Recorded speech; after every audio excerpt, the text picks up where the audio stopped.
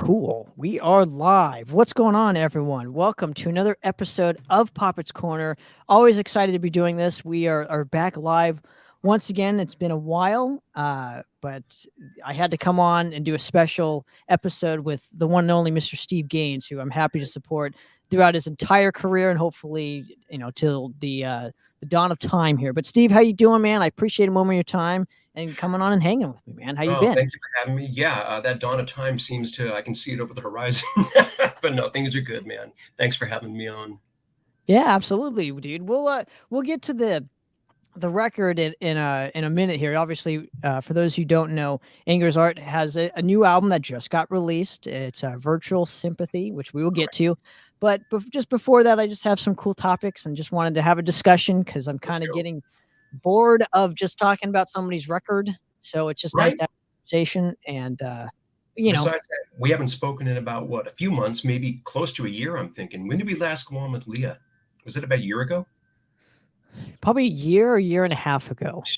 Dude, time is just going Yes, by. because But I yeah, was working. Yeah, because I was working on the documentary this whole time.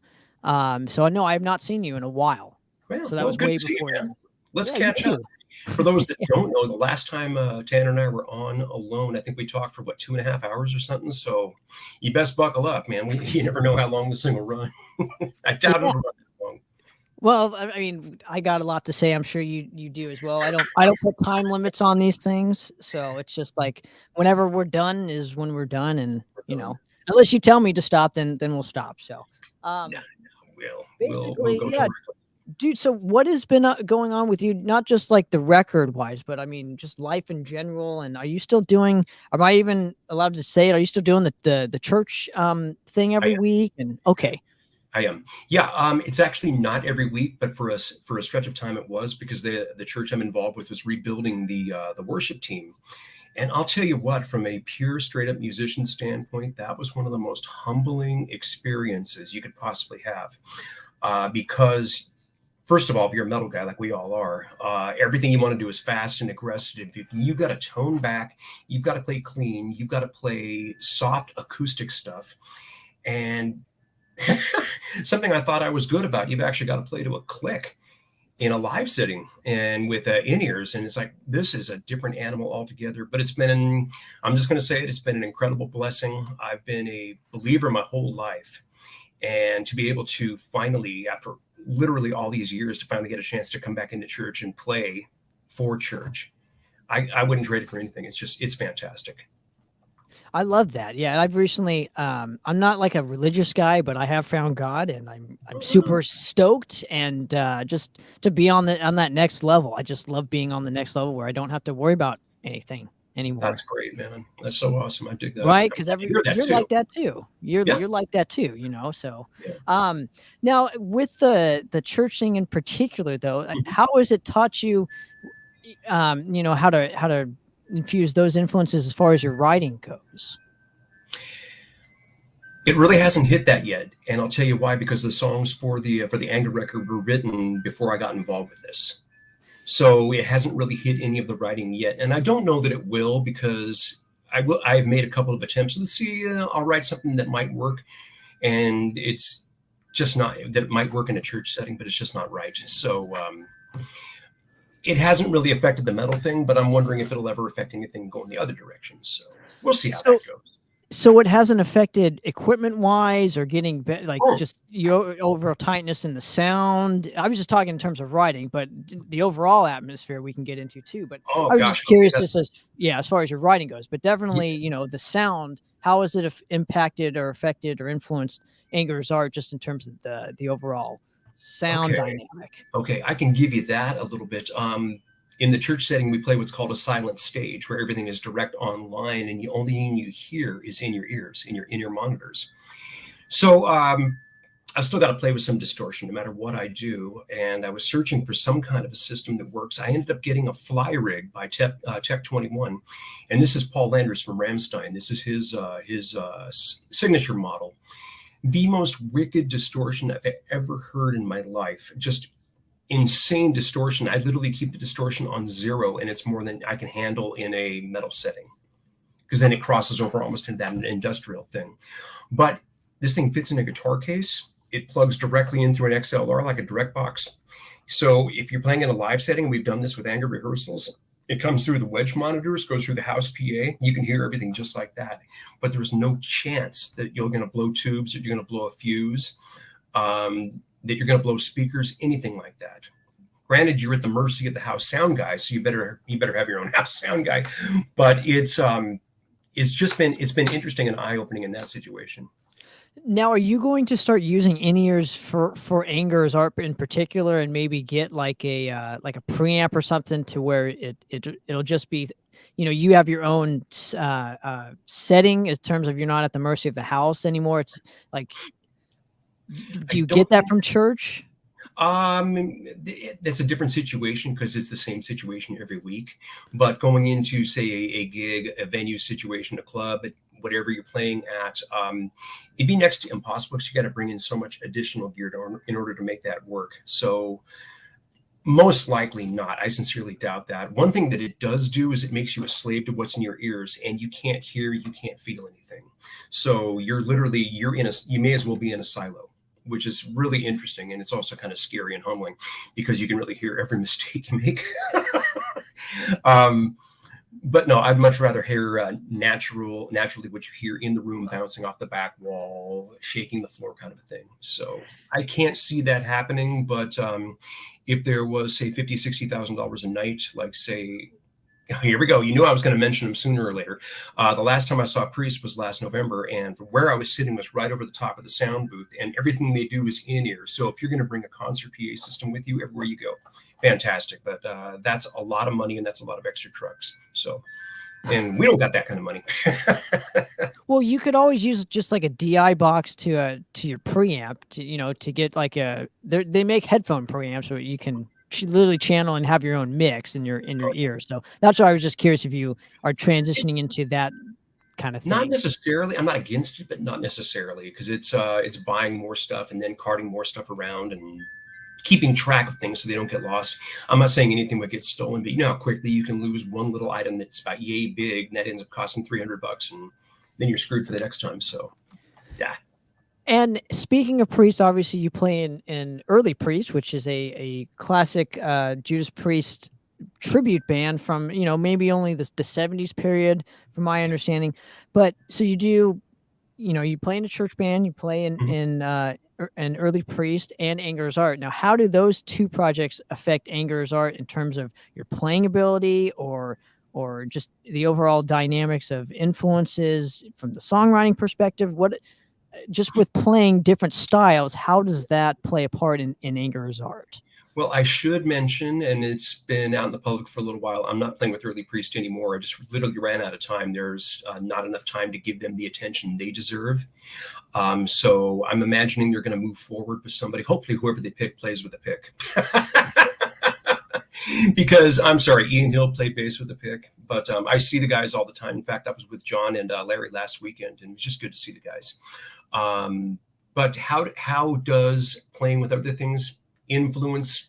Well, yeah, those two projects, because it's a tribute band, it's you're playing in church, so those two obviously are completely different from playing thrash metal like Anger's Art. So you get a different dynamic in terms of learning your instrument even further and learning how to be a musician even further than that. So how has that experience benefited Anger's Art?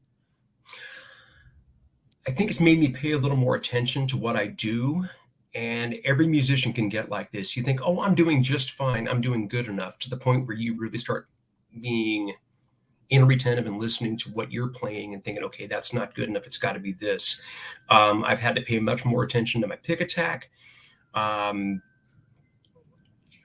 That's really it. It just causes you to pay much more attention, as opposed to just trusting that, I've got this. And a lot of bands can do that. If you're in one situation where you're comfortable, you're going to start spreading out a little bit. You're not going to realize that you may be slipping. So it's been good in that way. So learning other people's songs, has that affected, again, just in terms of your note choices with Anger going forward? Is it going to impact that, or is it just Anger is its own thing, and we're just going to keep doing what Anger does? Or do you want to kind of expand using the influences that you've accumulated and learned through your various projects just within the last couple years? I think it's more about with how you approach each individual task, but I don't think one influences the other. I think they're separate and different enough that to be like comparing salt and pepper. They go together well, but they're definitely two different things. How's that? I knew a food analogy was coming too. Hopefully it's not a food allergy, but I like the food No. analogy, yeah, just because I would imagine learning, especially Priest and Ian Heel, specifically of how his note choices affect what the other players are doing. Now you can probably use that to your advantages to like, hey, Eric, why don't we do something like this? Because I'm thinking that this is going to bring out this kind of riff more than what, just playing the same thing that I'm playing. That's Yeah. all I was kind of getting at. So, Oh, I get what you're saying there. Eric does a good enough job with that on his own. As you know, the guy's a freaking monster. How can I put this nicely? He was in this band 10 years before he was in this band. He just, because we would talk often as we were getting to know each other long before he was in the band, he would say, what about this? What about that? You should be doing this. And everything that he ever brought, first of all, we were agreeing on everything, but secondly, it was just like he brought it all to the table, just 100% himself. And he's fantastic. I couldn't give him any advice one way or the other. And I think it'd just be little things like we're in the room with each other where he would give me advice. Hey, why don't you try this note? Why don't you try that note? And vice versa. But as a rule, no, I got nothing to tell him whatsoever. He knows exactly what he's doing and he does it well. sure. Now, let's get to the virtual symphony, and then we can talk about whatever it is that's on your mind. I know there's something brewing there. I can see it. So so virtual sympathy. Mm-hmm. I'm gonna pull it up right now for people. This album cover to me represents 2023. It just everything about it is it's the overall just so obsessed over ourselves while people are starving in the street and everything's being destroyed. I mean, what is the overall concept to you? What does this album cover represent to you specifically? You are absolutely right, except you're off by 3 years. It's actually, if you're looking at that picture, it's the summer of 2020 with all of the riots and protests and everything going on. Okay, I'm not going to pick one side or the other. That's clearly not the point here because I don't want to alienate anybody, and that's not the point.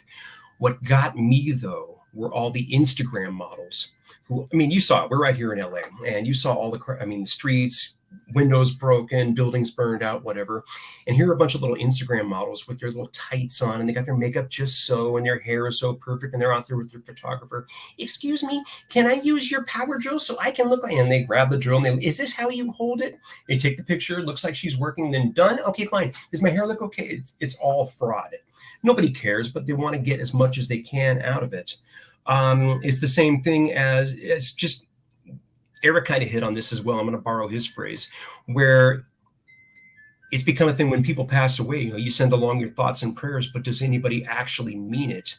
So if you look at this picture, and for those that are looking at the screen right now, you're seeing all kinds of chaos going out here. You've got destruction. You've got basically it looks like the end of the world. You got a kid digging for food in the street, skulls all around. And this hipster doofus, who, by the way, you know who this guy is, this hipster doofus who comes wandering in here and decides with his iPhone, hey, I'm going to take a picture with all this crap in the background. It's perfect in that respect. It's just the idea is to make people think it's like, man, everything I'm doing is fake. How about if I really care? How about if I really do something to help people?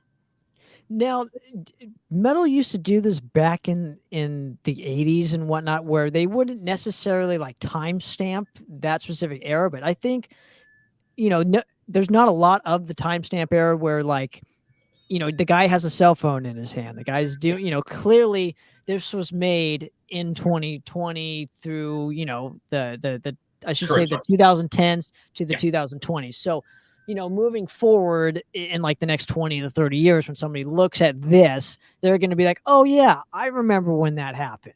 So that's kind of what people did in the 80s. So I almost think it's kind of a throwback to what people were doing back then with like a Toxic Think This or whatever, where the guy's sitting in front of the TV with multiple monitors, the zombie parents. And so it's just like of the time for the time, but it's kind of cool that like you're bringing that element back to metal specifically.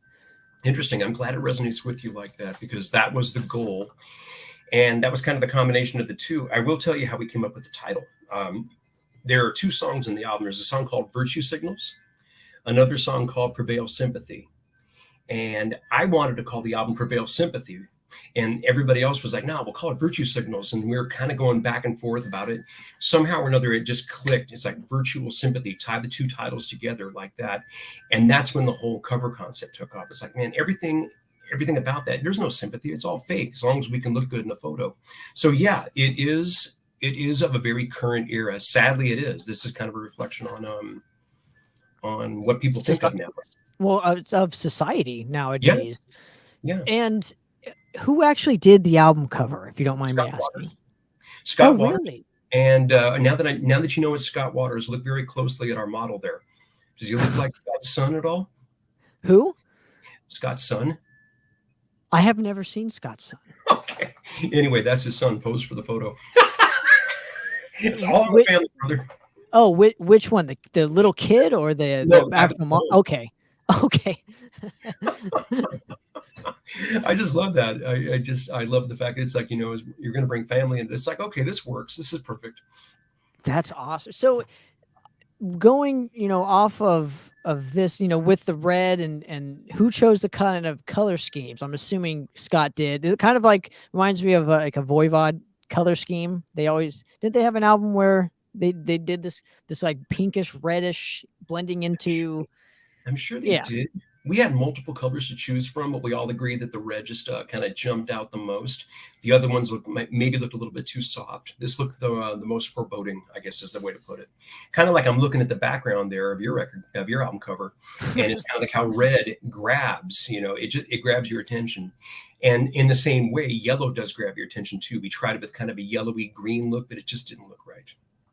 Well, both those colors make me hungry. I think scientifically that's a thing. That's why every logo is red and yellow there. Sure. Now there's a couple points that I really took away from the Virtual Sympathy record compared to other Anger is Art albums, and one of the things is the melodicism. Albert clearly brings the most melodicism I've ever heard in any record I've heard with Steve Gaines a part of it. So. Yeah. I'm curious how you worked with him on this, knowing that it was kind of one of your first albums together. I know you've done some stuff in the past. You've worked together in multiple projects and whatnot, but this particular record, as Anger is Art, how did you specifically work with him? What kind of things did you give him to, or want out of the record that he would bring to the table? Wow. It actually goes back to when he first came into the band. And we were learning, I can remember specifically, it was the song Everybody Dies, which is a bonus track on the live album on Fast as Fuck. Now, this particular song, there are some like little guitar fills that are in the second verse. And like, and some kind of like noodling stuff like that. So as we're playing the song, I said, can you do those fills there? Something similar. I said, you can do whatever you want, but do fills. He goes, fills, like, what do you mean? Can you describe what you mean when you think of fills? And I said, something Glenn Tipton would do, Tiptonisms. And it stuck with him. It in one ear and out the other, I said it. Anyway, I don't know if that landed with him or if this was just something he did. I've never heard him do it with Evil Dead. I've never heard him do it with any other band for that matter, but suddenly he comes into Anger is Art and he brings this melodic thing with him. For example, the song Absent Sin. We thought the song was perfect and completely done. And we were recording and he goes, wait, I've got this melodic bit I want to throw over these things.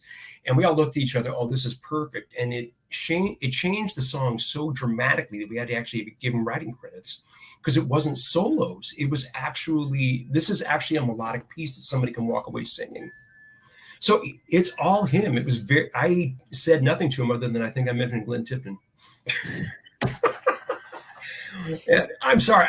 We've got to do an interview sometime where I don't talk about Judas Priest, but I don't know. That's impossible. That's impossible, dude.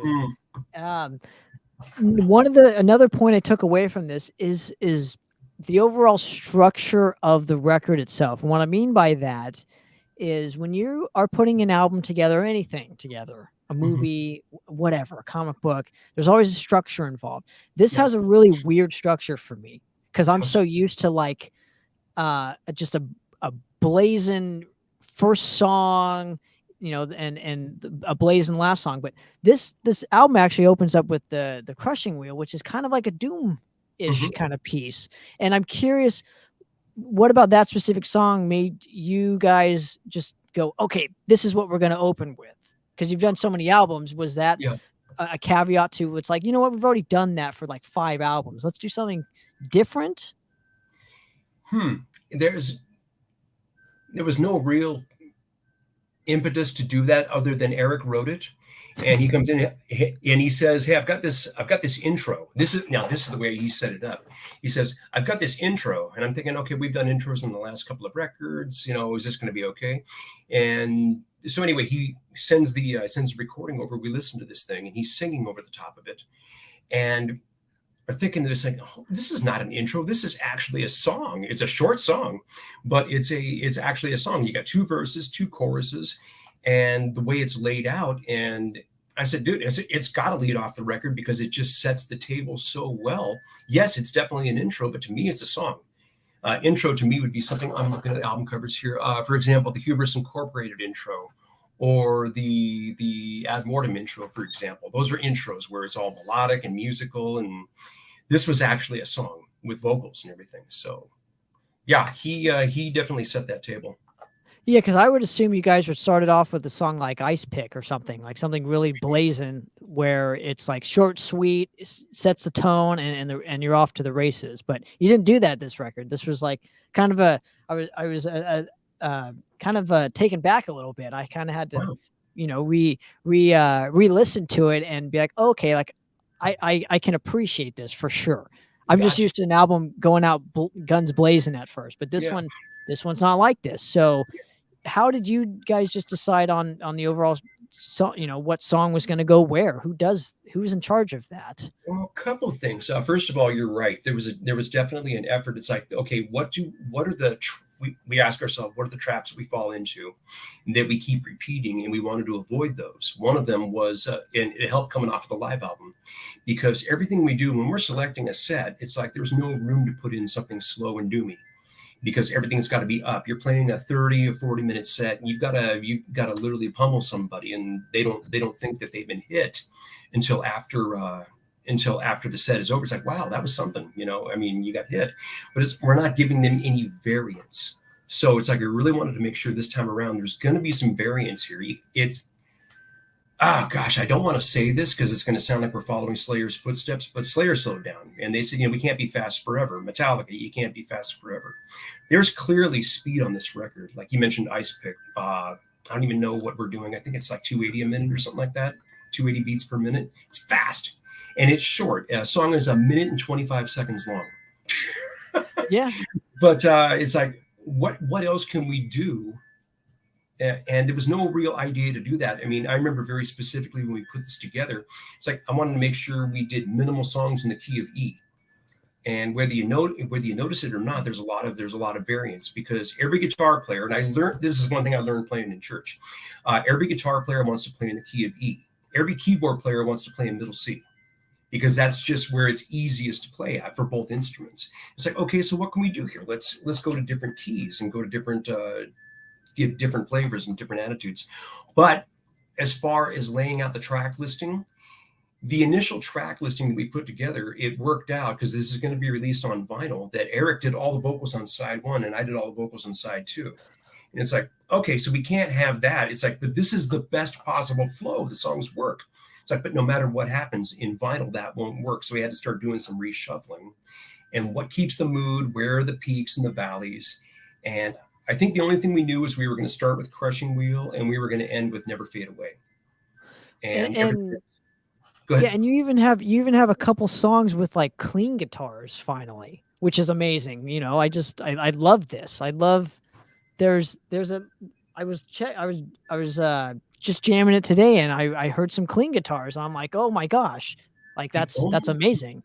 The only clean guitar that I'm aware of is at the fade out of Colors of the Dark. Yes, and it is. That is just because the song had such a long fade out, and that was just something. It was something I threw on top of it just to.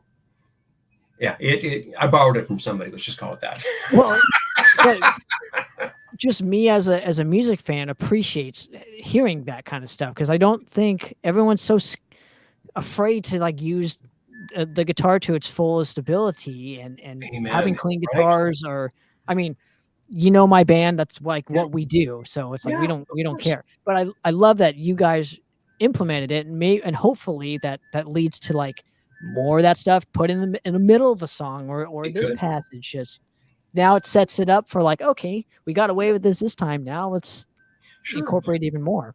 But I'm looking up at the Calvis and Fuhrer record on the wall above me, and you got to remember, in the middle of songs on that record, suddenly everything would stop and go to like jazzy stuff and whatever. So I mean, we're not afraid, and that's one thing about it that I appreciate about this band, is that we don't want to be put in a box, and that goes back to the variance of tempos on this record. You end up putting yourself in a box when everybody expects everything to just be fast all the time. But this band has never been in a box, and we don't want to get pigeonholed.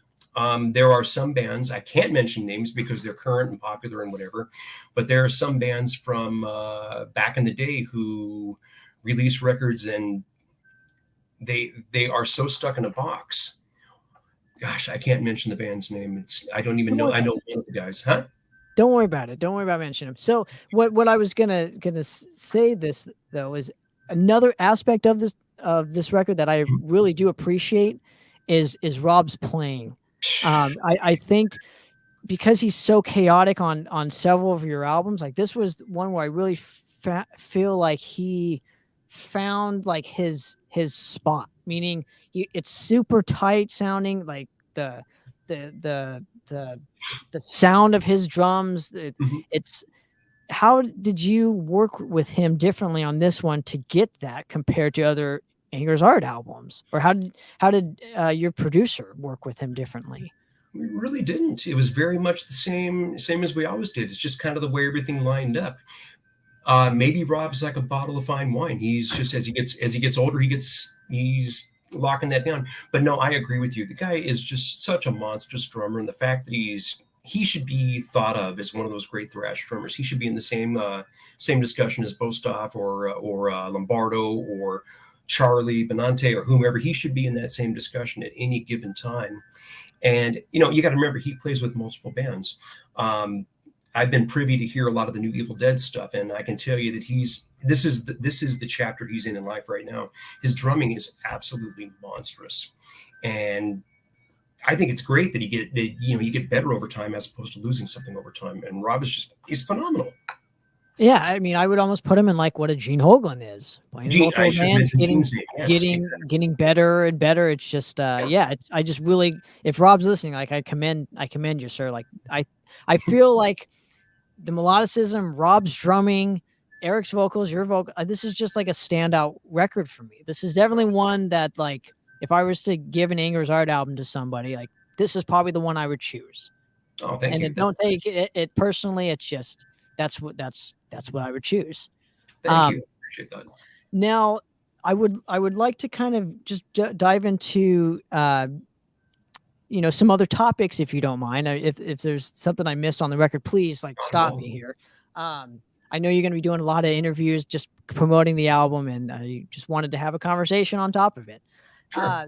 Now, in terms of like just art in general, and I'm curious because I was checking out, two of the biggest bands, arguably of all time, AC/DC and Metallica. And I'm like, what makes these two bands great still to this day? And why do people go see them to this day and spend thousands of dollars and hundreds of dollars on parking just to go see these old bands? And it's like the songs. And I think, and they're in a category of their own, and maybe radio plays a part in why they're still popular. I wanted to get it from your perspective because you are a guy that has put in the work on multiple things and has kind of stayed underground. And I'm sure it's not really frustrating, but it's like, I don't see like the differences in what you've done in your career and why you're not as specifically you or guys of your, of your specific field, Right. why it that hasn't translated like a band like Metallica or AC/DC. Like I don't understand that aspect. So I wanted to hear it from somebody such as yourself who's put in the work, has been here a while. From your perspective, why is that? Okay, I'd have to. It's easier to talk about it with AC/DC than it is with Metallica. You got to remember, forget the Bon Scott to Brian Johnson thing. Just look at them as a band as a whole. They had a bunch of albums that went nowhere early in their career. Uh, I think it was Highway to Hell was the first one that actually suddenly they started getting radio play, and then of course followed that up with Back in Black. Uh, Part of the reason why they do so well, I know you're still there, right? Even though you walked away. Part of the reason why they do so well is because people remember those songs. You remember, I mean, if you, even you mentioning it, the first song that popped in my head is Shoot to Thrill off of Back in Black, which to me is the greatest rhythm guitar song on earth because Malcolm Young was the greatest rhythm guitar player ever. And then you got to talk about James Hetfield being one of the greatest rhythm guitar players, if not the greatest. Metallica, interesting because they had a few records come out at first. Everything turned with the Black Album, as we know. But Metallica also represented something that AC/DC really didn't. AC/DC represents that 70s into the 80s. And there's a lot of bands similar to them, whether they've had the success or not. There's, your Scorpions, your Priest, your Maidens, your bands of that ilk. But Metallica represented a movement because they were like the spearhead of what became thrash, which begat death, which begat doom, which begat speed, all of it. They were the ones, they didn't invent it, but they were the ones that made it happen. So there's always going to be that. Plus, you're also looking at 40 some odd years ago. People are remembering where they were in high school before they had kids. And that's why they just did, was it 2 nights at SoFi? 2 nights, right? So they did two nights at SoFi, selling out both of them. And that's why people will go to see them. You can say the same thing about Maiden, for example. So venturing that point though, in the pop world, it's not like that. Right. In country, it's not like that. It's only in like rock and metal. And I was just always curious why that is. Is there something that doesn't want rock and metal to kind of succeed in that like compared to a pop or hip hop, or because all those guys, you generally don't see like, I think in hip hop, all I can name is probably what 10 old school hip hop guys still doing it. In Right. metal, it's like everybody. It's like Everybody's all doing it. these. Yeah, I can't name like new bands Right. that'll ever get to that level. But hip hop, I mean, I don't listen to it, so I can't physically name. But most of them sell out arenas. Most of them sell Okay. out these places, and Sure. metal's not like that. So Right. There's maybe it's the identity thing that people get because you identify with the band as your band, and it has nothing to do with the hit song. In fact, we all turn away from the hit songs from these bands. As a Metallica fan, you hate Inner Sandman because of what it represents, or you hate anything off the Load albums. I can go back to Priest. You hate Breaking the Law, Living After Midnight, and Another Thing Coming. You just do. But you can't live without them. Metal bands are not about hit songs. Metal bands are about that identity, the oneness of the crowd with the band and everything it stands for. That's why metal festivals are so communal, meaning that bands of different styles would do well. But you couldn't get crap. Let me think about this. You couldn't get Taylor Swift and who's another pop starlet? I always go to Lady Gaga. So Okay, maybe. Okay, let's do that. You probably wouldn't see Taylor Swift and Lady Gaga play together, even though they're both real similar in stature, because they're going to appeal to a lot of the same crowd, but a very different crowd. Whereas if you have what's coming up at the Power Trip Festival, for example. oh, gotcha. Like You know, AC/DC and Ozzy and Metallica and Tool and right. Whereas that'll happen in a different way, and that'll blend better in a metal setting than it will in a pop setting, because pop is it's more based on a single, it's more based on a song as opposed to an album or a collection of songs. That's my belief anyway. So interest. Yeah, I mean that's again. I'm just trying to get some context, and I'm yeah. But what's interesting though is one thing. This is going to tie into a subject that I know you've wanted to discuss. Before we began, you wanted to discuss some of this, so sure. we'll get right into it.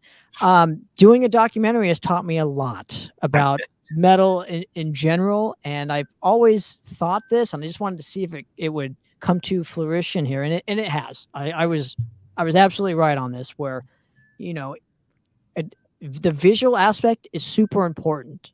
It Yes. doesn't matter what it is, a music video, documentary, movie, getting your song played in this, that, and the other. It's super important. And like Mhm. nobody tends to believe it until like they're shown it. And so like, I with Heretic, I was again, we sold out the premiere in 3 weeks. That's so awesome. Right. So but if a band like Heretic plays, could they sell that out in 3 weeks? Now that's what I'm saying. Like Mm. I don't know the. Do you know what I mean? Like the correlation where it's like it's interesting that a movie about a band can sell out, but that same band plays and it's like, you know what I mean? Maybe there's a difference. First of all, this is the first, and by the way, fantastic, amazing that you're getting into doing documentaries. I think that, I don't know if you're going to do more. I don't know what your plan is. This one probably wiped you out as a No, I'm psychological. ready for more. I'm ready for more. Whoa. Yeah, yeah, I'm Well, ready to rock. then you're going to be LA's answer to what is his name? Sam Sam Dunn. Dunn, There you go, Sam Dunn. There Bob, you Bob go. Nalbandian. But you look at a band, and let's face it, we all love Heretic. I think Heretic's an amazing band. I really do. Always have been a fan since way back in the day. Little known story: I auditioned for them back in 1985. How Oh, about that? interesting. So that's before the EP. So you were going to Right when, originally, okay. right when I got fired from Mike Towers, when Mike Towers went over to Abattoir, I said, "Oh, this ought to be fun. Let's try that." But everything I told you about Abattoir back in the day, my voice was toast. I could not sing. I couldn't carry a note. And the song that I flamed out on worst was Born to Be Wild. Everybody knows Born to Be Wild by Steppenwolf, and I could not sing it. I remember the manager looking at me just going, "Dude, we'd love it if you be the guy, but you can't be the guy. You suck." And I did. At that point in time, I did. I had my vocal cords were gone. But anyway, we're getting down a rabbit hole here. They've got a lot of history. They've had a lot of people go through the band. They've gone on and done different things. Several members have gone on and played with different bands. There's a lot of history there. So you had a lot of picking. I mean, how do you narrow that down? How long is the film run? 90 minutes, 2 hours? Yes. So the little backstory here we can get into. I'm sure you're going to ask this question of Sure. why I chose them and everything else in Oh, between. I know why you did. Just without even asking, I know why. So basically it's 90 minutes. It's an hour and 25 minutes. Okay. And I had 60 plus hours of footage to go through and edit them down. And I would mind you, so I'm not boasting. I've just wanted to give some backstory behind it. Sure. Did the editing, did the producing, did the directing, did the interviews, drove out to all the people. There's 18 to 20 interviews that I had to conduct for this thing. And I'm super humbled and grateful and just like, it's freaking awesome that everybody wanted to be a part of it. And there's so much support for it. Sure. And like, a couple of the guys, I'm sure, had the sense of like, what is this kid doing? Like, this is never going to come to see the light of day. And that kind of fueled my fire to be like, nope, I'm going to get this out. You watch. Yep. Like watch what happens. Yeah. So it's like, and it's not an ego thing. Like, please don't take it that way, everyone. It's just like, this was something that I felt needed to be done. And Absolutely. I wasn't going to wait because I don't wait on shit. I just kind of do shit. Right. And then I want to let the movie to do the talking for me. And if Sure. you like it, great. It's like making an album. Yeah. Just let the music do the talking. So yeah, that's hour and 25 minutes to answer your question. Okay, great. So you have to go through history. You had to go through the initial rehearsals. Who was in the band that flamed out? You had to go through the first few gigs. I am probably sure one of the highlights of that's going to be the whole the Metallica gigs thing when Jason came in and they got those gigs because of their management at the time. I'm well aware. I remember all of this. I imagine Brian was a wealth of information through all of this. It's interesting. He has forgotten a lot of it. So Really? What was cool about that? I mean, it's not cool that he forgot. No, I understand what you're saying. But what was a cool dynamic of the film, and I don't want to give everything away. I much rather have don't let me wreck your premiere and see the give you the brief synopsis. Good. I essentially I did it in 3 parts. I'm just going to leave it as that. Makes sense. Beginning, middle, and end, and I kind of had to fill in the gaps of the beginning only. Okay, what did this guy say? Was this the best, saying? Was this what this guy said? Was this the best representation of what I need this part of the history to be told as? Or was this guy? So it wasn't, and I wasn't picking favorites by any stretch of the imagination, with who said what. It was just, how do I make the story flow? Who said Yes. the best stories to where it's like it makes sense for the audience? Because at the end of the day, this is art, Yeah. and I do want new people to get into Heretic that have never heard the band. So this is Sure. kind of a cool. I was going like the Anvil situation where it Yeah. was like It's a parallel to. if you never heard the band before, or I mean, this is the complete history, and there's Sure. odds and ends and little tidbits that I never knew, and I'm sure the audience will never know that is even in to the Heretic camp, such as yourself. Like, I'm sure when you see it, you're going to be like, oh, I learned something new. I'm sure you'll text me and say, hey, you were Oh yeah. right, I learned something new. So I was kind of trying to cater to everybody, just in terms of whether knew the band or not, whether Yeah. you were in the camp, whether you've heard a couple songs, or you've never even heard of the band, Yeah. and you like music in general. Like, if you're Sure. into music, this is the documentary for you. And Yeah. so that's kind of how I pitched it to the guys. It was like, hey, I want to put you guys back into the conversation again. And they gave me their blessings, and it was off to the races. It was me making phone calls, it was me scheduling interviews, it was me learning how to hold a camera for the first time. I didn't Right. know how to hold a camera, dude. Yeah. I Apparently you're not know. supposed to do this. You're supposed to Yeah. do it, you're supposed to hold it like this. So Yeah. it was borrowing equipment from my coworker Terrence, who graciously lent me some equipment. The lighting issues, Wow. it was just like a whole process. It was like making an album and doing a podcast at the same time. That's Sure. what a documentary is. So Sure. Sure. it was interesting. Oh And yeah. I'm looking forward to doing many more of different subjects. I would Huh. love to do a cooking documentary. I would love to do a nature documentary. Just why not? Why not branch? I'm not just a metal guy. I like all facets of art and paintings, and Of it'd be course. cool to do all that stuff. Of course. So thankfully, I've created, such as yourself with Anger's art and everything else you've done in your career. It's like I've painted this niche for me, and I can branch off into any territory I Yeah. want. It's amazing. It's So, influential to a lot of people. That's the thing. People are saying, okay, and don't take this. This is going to sound terrible. I don't want it to. If Tanner can do it, I can do it. That's not the way it sounds. But it's like, hey, this avenue can be explored. Why can't I try this? You've proven that it can be done. So I mean, kudos to you, dude. That's a great job, and I'm looking forward to seeing this. oh, thank you, man. And I got to tell you, man, a lot of inspiration came from Bob Nobandian when he Oh yeah, passed away, because it such was a last sweetheart. year. I started this in November of last year.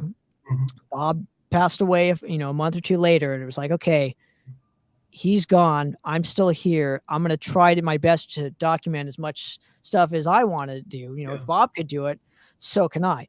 Not realizing that Bob had a team with him. of course. I didn't at the time. I was doing everything, Wow, so now I got a team, which is really nice. that's But outstanding. at the time, I didn't know. Again, just like everything, it's a learning experience. Of But Bob course. definitely had a influence, and I had to watch a lot of documentaries for this. And the sad thing about doing research on Heretic in general is all the documentaries I watched, all of them. Yeah. I don't even remember Heretic being mentioned once in any of the LA documentaries. And it's not a knock against Bob. I watched many others that Bob didn't do. Not one mentioned Heretic. So I was like, okay, they're going to get their own. They need their story told. That's why I kind of did it, was Good for to be you, like, man. hey, Good like, for they're you. still here. They're still in our backyard. Why not? Sure. Because That's you never outstanding. know, because Rick Merrick passed away last year. I I wish know. I could have got Me him too. involved in it. Yeah. Right. So I didn't want anybody to cross over before getting their stories told. I wanted, and that You know, was, you make a great point there, because a lot we're starting to see. Who was it that there was somebody from the band up in the Bay Area that just passed away last night? I hope I'm not giving the wrong band. I don't want to panic anybody, but is it somebody from Attitude Adjustment? Or I forget. Andy was talking about him today. Here, I could find out real quick. okay. I mean, like I said, I'm not on social, so like I find out from you guys on You ain't social. missing much, believe me. um, my point was, yeah, I just felt like it was incredibly important to do this. And again, you can ask me anything you want on it. I'll try and give you the best answers without giving everything away, Yeah. because I definitely want people to watch the documentary and get their own interpretations of it for themselves. Maybe learn a little bit about somebody that you had no idea who they were, or if you had bad blood with them or whatever. It's like you get to see them in a whole new light. Yeah, exactly. I just came across the name. The guy's name is Christopher Scaparo. Okay, Played yeah, I'm not familiar with him. He was somebody in the Bay Area scene. Unfortunately, I don't know him as well, but that's the guy, and I just saw Andy post. But my point being is, like you just said, people are you could end up having bad blood with somebody and they pass away, and you're never going to be able to reconcile with them. And that's part of the reason why we're told to go make peace and go, give forgiveness, ask forgiveness, because you're only on this marble for how many spins of it, 70, 80, if you're fortunate. Go make peace with people. You can't hold these grudges forever. And I don't know that I have any outstanding grudges with anybody, but if I can come across one, I would seek to right that ship real quick, just because you just don't know. And again, granted, I'm a younger guy. I'm a 30-something-year-old dude. So these Come guys are on, all tell us. Tell us. these guys are all in their 50s. I'm 32, but these Okay. guys are all in their 50s and 60s. Right. And I hope that some bridges can be mended in that camp thanks to this thing. I don't know. I hope they all, come out to the documentary and be like, you know what, like we're here for the collective, and this is some healing time, Right. but also this is going to be a great time because we get to watch us in a big screen and see how big our heads are, or see how, see how, because that's all, and that's a great experience. I'm humbled and grateful and honored to get the opportunity. And again, it was all easy to get permissions, and I learned how to do all that stuff on my own. And like, again, thankfully the band owns everything, so it was really easy. But the only bummer though is that the only bummer thing about it is I didn't have a lot of live shows to work with in the beginning. So I had to figure out other ways to tell the story without having so many old school live shows. Because again, you got to think 84, 85, 86, unless you had a big old camera or playing the country club, where they have one camera locked down up in the sound booth or something like that. Yeah. It was so rare to get video. That's why you look back at here I go again. I'm sorry. Looking back at Priest on the Defenders of the Faith tour, there's only one concert available on YouTube, and I think it's Toronto or Montreal, one of the two. It's in Canada, and it's one camera locked down from like the balcony. Sound was terrible, but that's it, And it's like video now is so stupid. Every band, even on a shoestring budget, has video screens, and it just wasn't common then. So a lot of this history is lost to memory. It really is. Yeah, and I tried to document that, just that's like, okay, they're still here. Why not? It's here. It's in our backyard, and nobody's doing anything about it. Okay, I'm going to try this. Go. You know what I mean? And I saw, and this is public. Mm-hmm. I heard Angelo talking about this on an interview, just saying like, he thought it was going to be like like low budge is what he called it, because it's my first documentary. I totally get it. He didn't walk away thinking it was low budge once he saw it. So I think people really get, it's a good representation, I think, of the band. And I wasn't going to put out a crappy product for people. And that's a tribute to you in the sense that, it's like cooking. If you put love into what you make, into what you're preparing for somebody, it's going to be good. And it doesn't matter how much money you spent on it. I mean, if you put some love into this thing, you could have done it for $300-400, and it would have looked like a multi-million-dollar budget. That's the thing. If you put the caring, you put the love and the time into it. So that much is obvious. Well, and I haven't seen a frame of it yet. So there. Yeah, nobody's seen it yet. And I just like I said, I hope people don't walk away thinking, man, it really looks like one guy did this. That was like what I didn't want to have happen. And I don't feel like that. I get your point, but that's not necessarily a bad thing. I mean, we go back to Sam Dunn once again. I mean, those early movies he did were very much one man kind of a thing. No, he had a crew. True, but it looks like one guy. Like here's the guy getting in the vehicle and going to meet so and so in a bar, or here's the guy going to go sit in Eric Bryan's bedroom, or here's the guy. Oh, right. I the forgot poem. about that. I know, right? Isn't that funny? I, But I yeah, it looked as though it was it could have been one person, even though yes, there's an entire team around.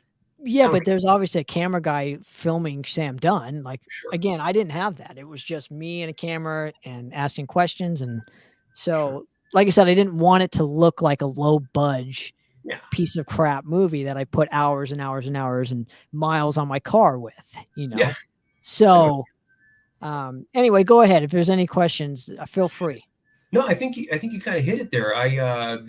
The only thing, and I've told you this, and I've even told the guys, I'm not going to be able to make it to your premiere because I've got something scheduled that evening, and I'm bummed out. But it's like, okay, so when is it going to be released to the public, and how?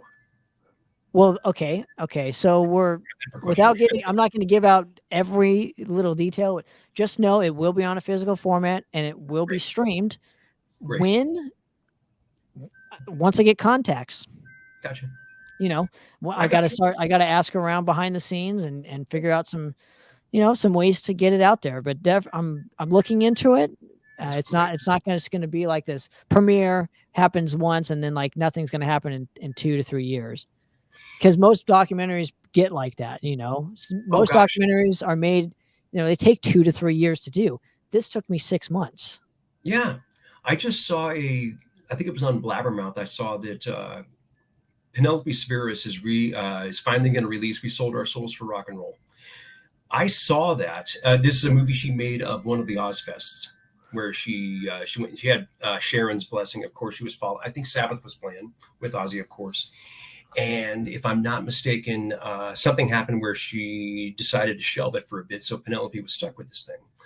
Um, we went to the Egyptian Theater. This is in spring of 2003, 20 years ago, and actually saw her screen it, and she did a Q&A afterwards. And so I was aware of this movie. I actually saw it 20 years ago. And now all of a sudden it's going to get a release. And I'm not suggesting it's going to take you 20 years to get it out to the masses. But I know that, you know, things can happen. It's going to take some time to get it to the right platforms. Then again, there are options now that didn't exist in 2003. So Yeah, like I said, with all the permissions, thankfully the band owns everything. exactly. So I've already like taken care of the legalities for the most part, I hope, unless something So else wait, transpires. this is Mhm. now we're talking about them. We're not talking about either one of us. They got all the rights back to the Metal Blade stuff.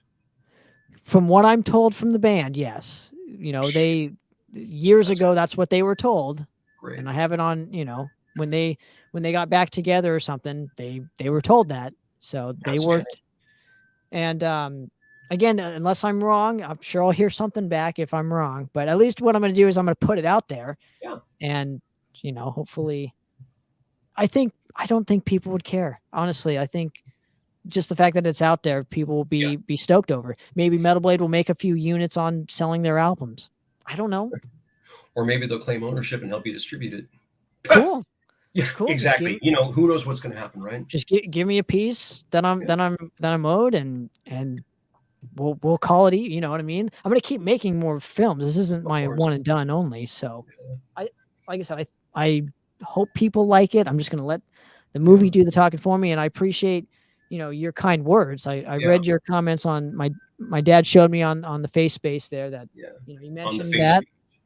that. Um, and I just want to say thank you. You know, Oh, you're to welcome, man. your You're welcome. I'm excited for you because I know it's.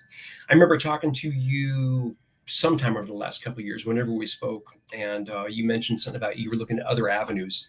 That it wasn't just going to be music. You know, that you're looking at doing other things, like for example, the podcast and all of that, which makes great sense. And just to see you actually follow through and do it, more power to you, man. Go do I it.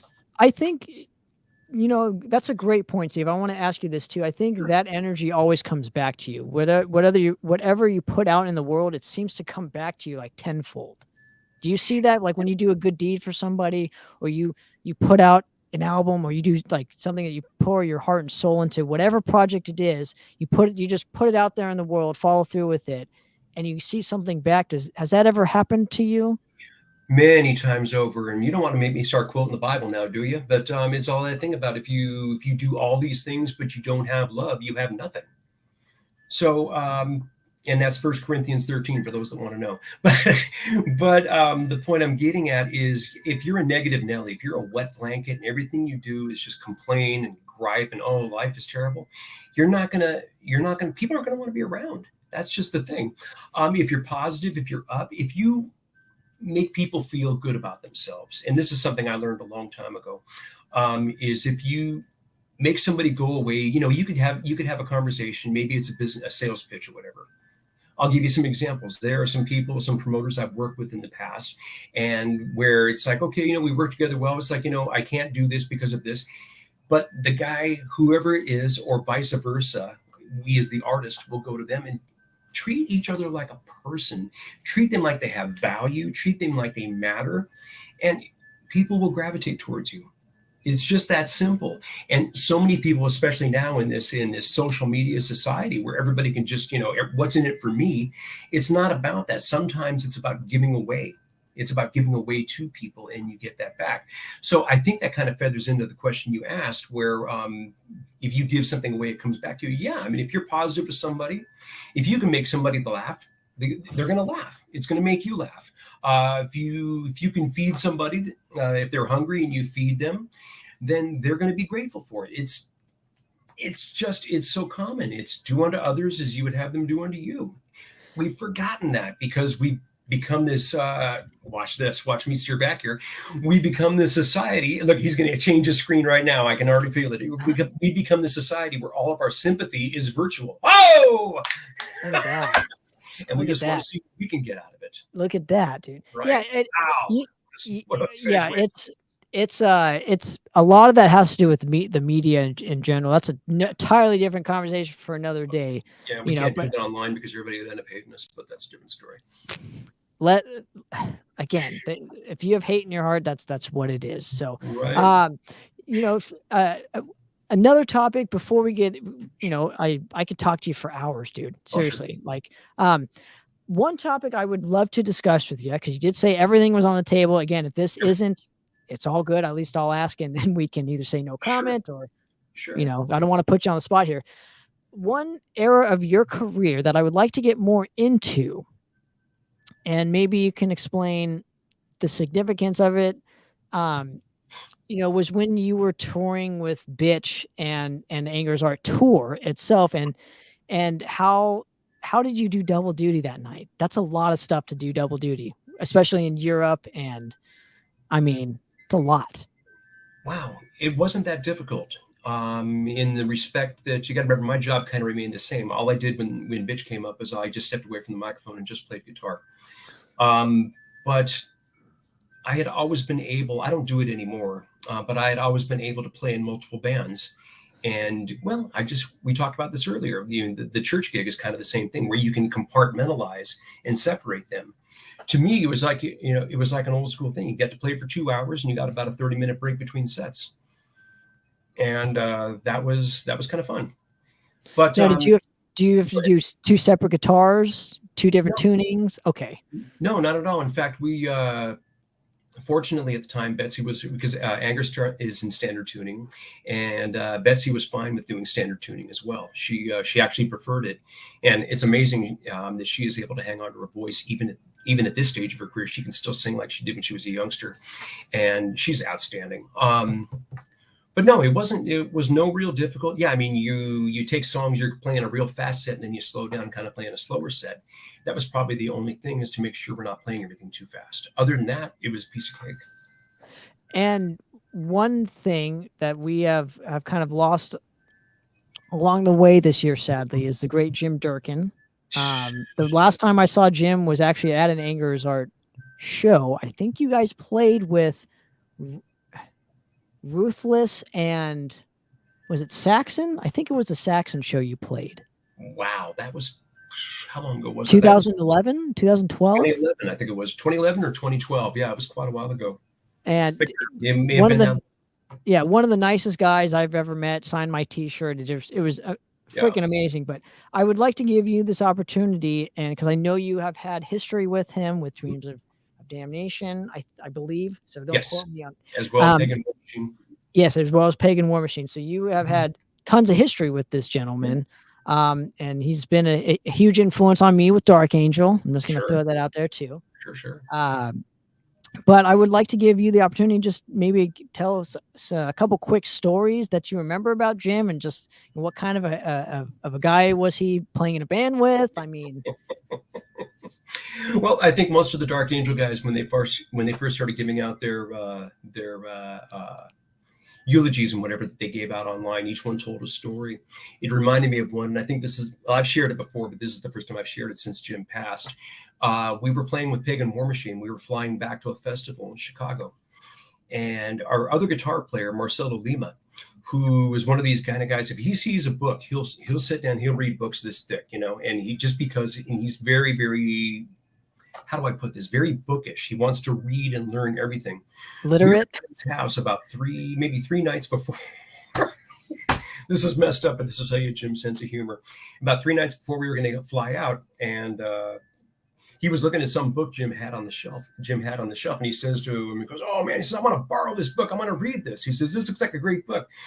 Jim gets this little grin on his face that passed real quick, and he's up to something. I didn't think twice about it. So anyway, 3 days later, we meet up at LAX. Jim shows up later than the rest of us, and he's got the book in his hands. And Marcelo, on our drive out there, is saying, "I can't believe it. I've got no carry-on luggage. I've got everything in one guitar case." All of a sudden, Jim walks onto the plane, says, "Hey, Marcelo, I know you want to read this book. Here you go." Drops it in his lap. Thud. And he's not going to read this thing on a plane, right? So Marcelo, who's proud of himself for not taking anything with him, suddenly he's stuck with this book. I'm trying to sleep on the plane overnight. I can't sleep. I wake up for a second. I look over at him. He's sitting wide awake, just holding this book like, I can't believe I told this guy I want to read this. Hilarious. Oh God, I could tell you some other stories. I can't think of them right now. Jim was funny. One of the ones I really loved that you told on here specifically, and we can venture into this, and maybe it can lead us to another story, was like how one of the bands got started. He was like working on this riff, and you thought it was like the best riff he's ever done. Like, I thought that was a cool story. I can't remember all the details. Yeah, that was a while ago. Sure. No, I can remember it like it was yesterday, because it feels like it to me almost. It was 22 years ago. We were at a birthday party for Marcelo and also for Luana, and it was at Jim's house. And anyway, he's showing me, first time I've been to his house, he's showing me around the house, and we're looking at things, and looked at the rehearsal room, takes me into his recording studio, which is in one of the rooms in the house. And he starts playing DOD demos. And it's like, "Hey, these are really good. They sound great." So, "Yeah, we did it all here. We recorded drums this way. We did that." Then he hits play on another song, and it was this incredible riff. And I said, "What the heck is this?" He goes, "I don't know." He says, "It's too melodic for Dreams of Damnation. I don't know what I'm going to do with it." A week later, I'm back at Jim's house dropping vocal tracks and bass tracks on it. And that ended up becoming Pagan War Machine. And the song was called The Swarm. And it was all based on the whole plague of locusts that you read about in the Old Testament there. So, you can find this online. All you have to do is look it up on YouTube, look up Pagan War Machine, and the song is called The Swarm. And this riff is just incredible. And I remember thinking to myself, he should do this in Dark Angel. He should do this. It should be done in Dreams Damnation. Nothing ever happened with it other than it was released on that demo. It was the most, to this day, it's still a warm-up riff. Like when I'm trying to be able to play, and because it's got everything. It's got fat, chunky chords. It's got vibrato bar chords. It's got single notes. It's fast. It changes tempo. To this day, yeah. And he could write riffs. Man, oh man, that guy could write riffs. Yeah, I just wished he wrote more records. That is a guy that, like, should have had 10, 12 albums, man. Easily, yeah. And he had the material. He had the material through the time that I was with Dreams of Damnation. Even before I was in the band, I heard there was at least 2 or 3 albums worth of material there. They ended up doing just one EP, I think, or 2 EPs, which is a shame. Again, Pagan War Machine. We had full albums worth of material that we just never got around to tracking. But he had songs. I don't know what and I can't speculate because I wasn't there. So this is entirely me guessing. But if he demoed up any songs for Gene, and he and Gene worked on any of that stuff, the next Dark Angel album would be fantastic. Because Jim grew that much more from when you last heard him write on what was Leave Scars. That was also 40 years ago, almost. Exactly. Or 30. Yeah.